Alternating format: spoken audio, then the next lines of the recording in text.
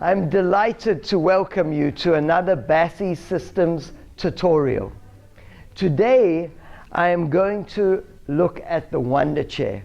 I love this piece of apparatus. It's always been one of my favorites, and now with the BASI Systems version, it's just elevated it to another level. Let's look at some of the general features of this Wunda Chair. First of all, the seat. The seat is large. It is the same size as the classic Wunda Chair. This is so important when performing the classic repertoire. When the seat is narrow, it is not as accommodating for the advanced repertoire, the classic repertoire. In fact, sometimes it's impossible to perform the classic repertoire as it should be done on a narrow seat.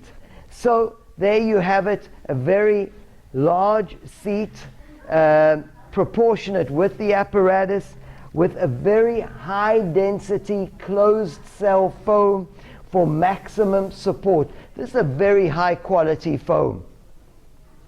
As we move around the chair, we see part of the handle, which I will address in a separate tutorial, and we come to the pedal, the foot bar. This is so important. Notice how this foot bar comes relatively high, and no matter what the resistance, no matter whether I'm on one spring or two springs, it always sits at the same height.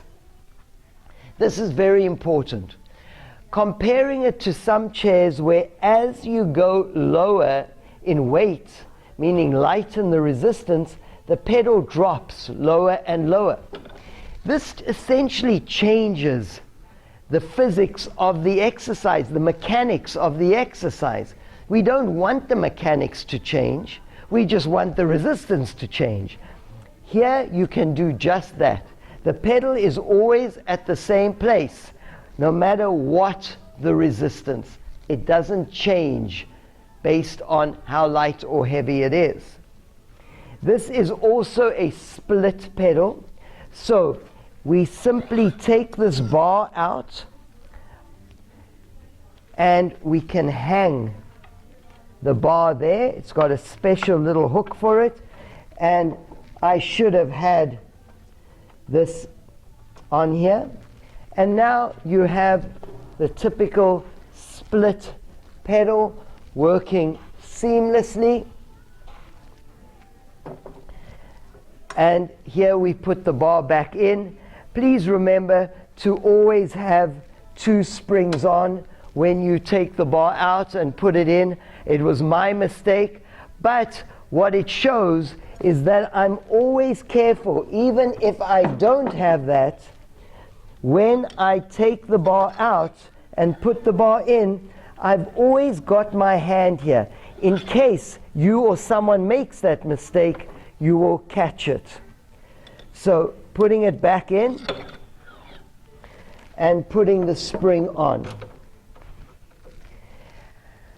A couple of other features I want to address. The one is that we have the socket for the F2 system integrated into the chair. I will address that in a different tutorial. It's got a nice big base, and notice there's a cutout of that base. That is not there only for form and aesthetic, but it's there for when you do the jackknife, so that when you do the jackknife and you are lying there, I'm putting this here just because the floor is hard on the head. That cutout is there for the head so that you can reach the pedal, whether you're doing the jackknife like that or like that. You can see there's this beautiful cutout for the head. So you take it from here, inhale, exhaling, inhaling,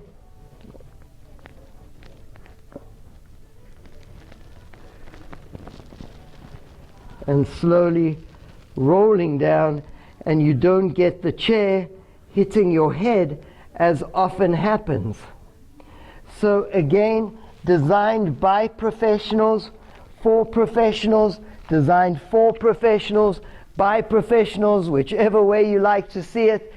It really is designed around the work by a person, by myself, who has done this work for so many years. I love it. Certainly, I'm in no way criticizing the original equipment. I'm just saying we found ways to improve and evolve that equipment. So now let us address the different features independently.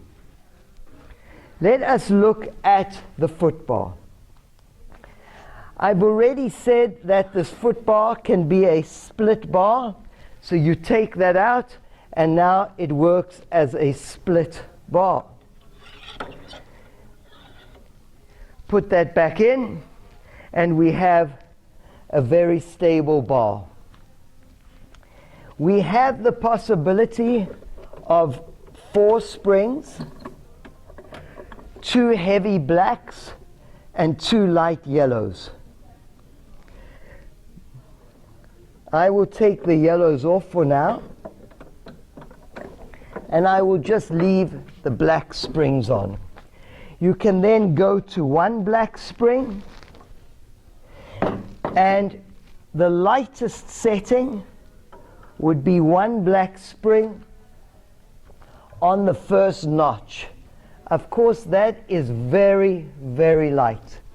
All you do is pull that out, and it will catch into the next hole. Pull that, catches into the next hole, pull, and the next hole. So we call this 1, 2, 3, 4. Here I've got 0. So right now I'm on 0, 4. We then go from there to the next increment up from 0, 4 will be 1, 1.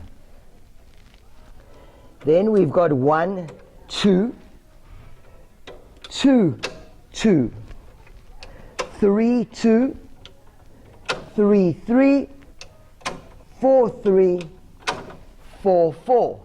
And now that's the heaviest setting. Of course, now we could add yellow springs to that. Beautiful. This is so simple, and yet so much technology built into this. Simplicity of use, ease of use, by way of using technology to our advantage, and then simply adding those springs to it. That is an overview of the Wunda Chair with the split pedal, with the settings.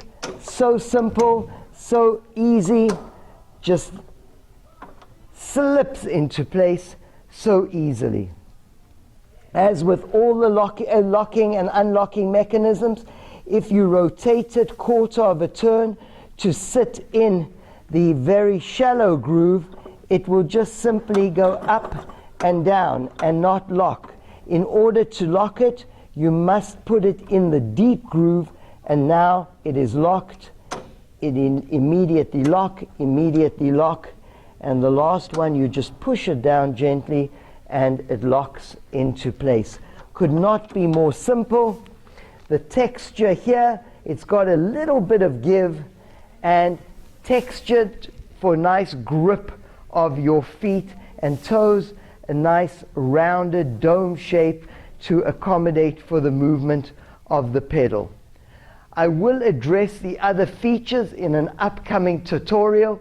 Thank you so much for attending this tutorial about the BASI Systems Wunda Chair. Thank you.